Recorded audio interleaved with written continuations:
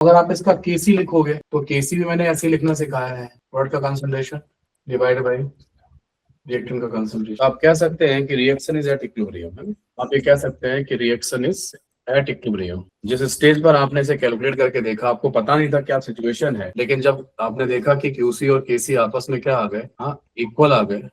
Reaction coefficient अगर हम Q की बात कर लेते हैं तो रिएक्शन कोएफिशिएंट क्यू में बेसिकली कोई भी रिएक्शन, जैसे आपने लिखा 2a plus B that will give you 2c plus D, ऐसा कोई केमिकल इक्विलिब्रियम बना हुआ है, तो रिएक्शन कोएफिशिएंट जो क्यू लिखा जाएगा वो वैसे ही लिखा जाता है।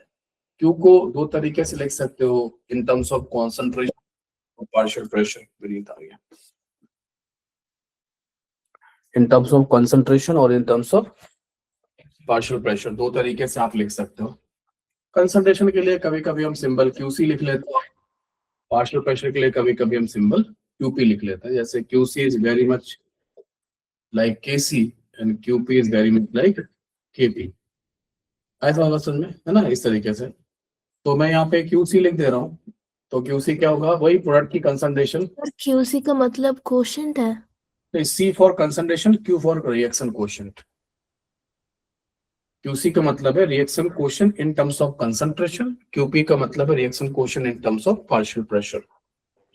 ठीक है, सो आगे जैसा केसी था equilibrium constant in terms of concentration, KP था in terms of partial pressure. ठीक है, तो सी का स्क्वायर और डी का कंसंट्रेशन, ए का स्क्वायर और बी, इस तरीके से। सर क्यूसी और केसी में कोई फर्क नहीं होता? वही फर्क होता है, तो वही बताने जा रहा हूँ। अब अगर आप इसका केसी लिखोगे तो केसी भी मैंने ऐसे लिखना सिखाया है, प्रोडक्ट का कंसंट्रेशन डिवाइड बाय रिएक्टेंट का कंसंट्रेशन,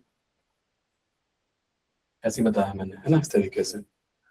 तो यहाँ पर अगर इसको देखें तो ये कहाँ पर है, ये इक्विलिब्रियम पर है, ये भी इक्विलिब्रियम पर है, ये भी इक्विलिब्रियम पर है, ये भी इक्विलिब्रियम पर है, ई फॉर इक्विलिब्रियम है। ये डिफरेंस है।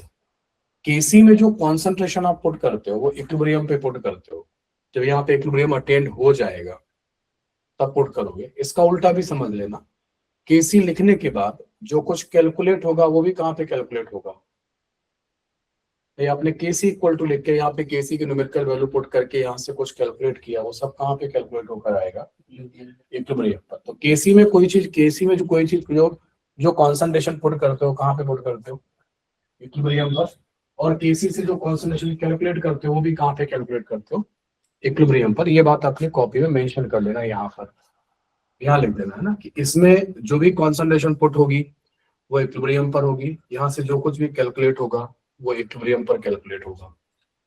तो इन दोनों का ये अब आता था क्यूसी का आप कभी भी डिफाइन करो, इक्विलिब्रियम पर है नहीं है इससे कोई मतलब नहीं है, क्यूसी आप कभी भी डिफाइन कर सकते हैं। So this is the difference between the QC and KC. अरे बस समझ में, है ना। yes, ये जो डिफरेंस है वो ये डिफरेंस आता है इस तरीके से, है ना। ओके, तो इस तरीके से पूरा का पूरा ये डिफरेंस निकल के आता है ना। अरे बात समझ में। नाउ जो क्यूसी है ये आप कभी भी डिफाइन करो, जब भी आप, ना, you can define at any time, you can define at any time, कभी भी डिफाइन कर सकते हैं। अब मान लो कभी आपने डिफाइन किया कि आपने क्यूसी कैलकुलेट करके देखा, यहां रख के देखा, और वो केसी के बराबर आ गया, तब क्या करोगे?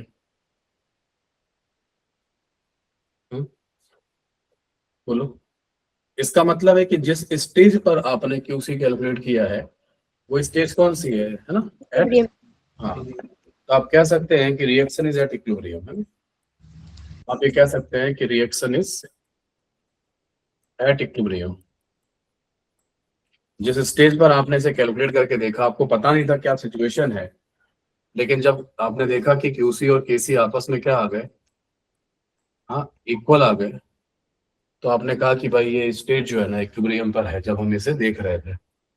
मतलब रेट ऑफ फॉरवर्ड रिएक्शन और रेट ऑफ बैकवर्ड रिएक्शन क्या है, आपस में सेम है। ठीक है। उसके बाद है जब आपने क्यूसी कैलकुलेट करके देखा और वो केसी से ज्यादा आ गया तो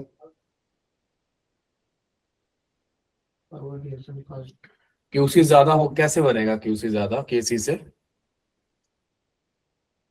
भाई कैसे बनेगा वो समझा। सी और डी का जो कॉन्सेंट्रेशन, जो प्रोडक्ट है, वो ज्यादा रहेंगे ये वाले सी और डी से, और ये वाली वैल्यू ए और बी की कम रहेगी, ये वाली नीचे वाली वैल्यू कम रहेगी, ऊपर वाली वैल्यू ज्यादा रहेगी। है बस समझ। तभी तभी क्यूसी का वैल्यू, अगर भाई प्रोडक्ट ज्यादा होंगे ना, ऊपर वाली वैल्यू ज्यादा होंगी, और ये कम हो जाए तो ये बढ़ेगा। तो ये ज्यादा किसके रिस्पेक्ट में ज्यादा हो जाएगा? इक्विलिब्रियम के रिस्पेक्ट में।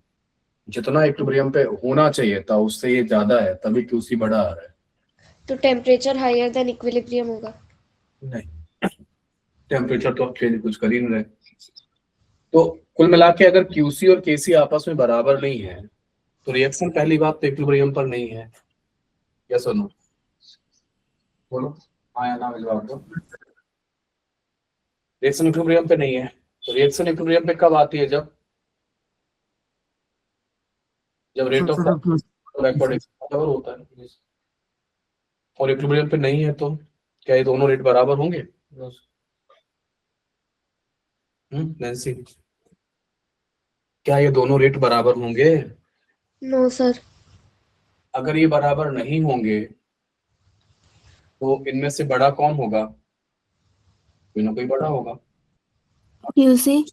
नहीं, अगर मैं तो इनकी बात कर रहा हूँ, ये दोनों अगर आपस में बराबर नहीं है, इक्विलिब्रियम नहीं है, तो कोई ना कोई बड़ा होगा, कोई ना कोई छोटा होगा। रेट ऑफ इनिशियल रिएक्शन बड़ा होगा।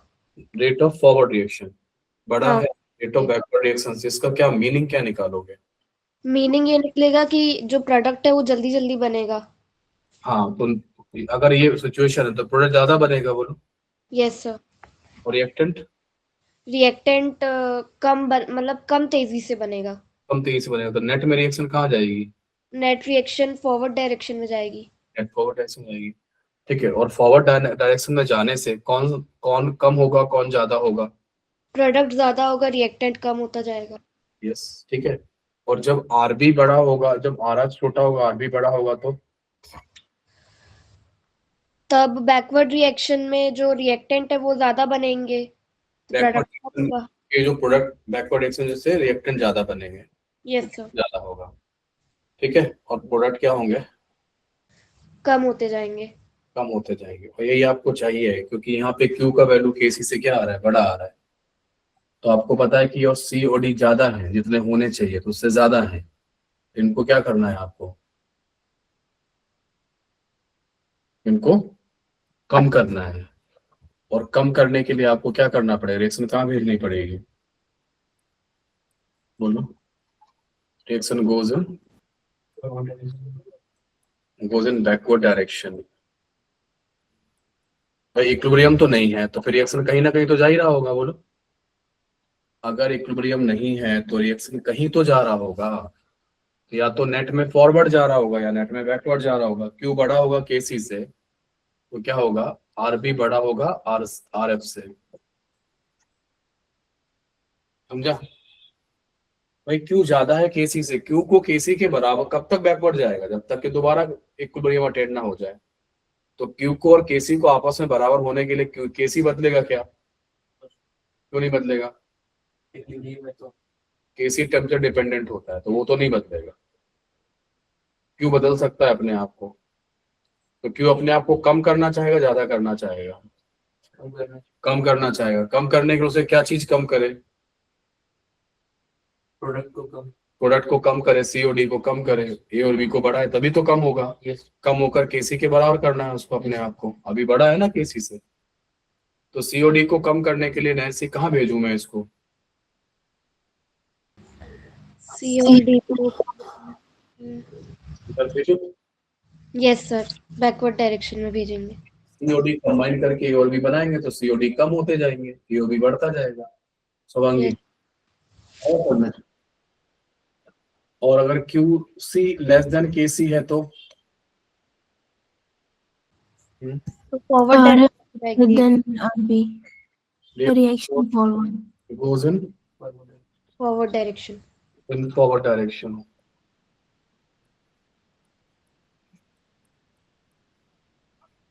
Reaction goes in forward direction, ठीक है। तो RF बड़ा होगा RB से। तो कोई भी रिएक्शन इक्विलिब्रियम पर है या नहीं है उसे कैसे पहचान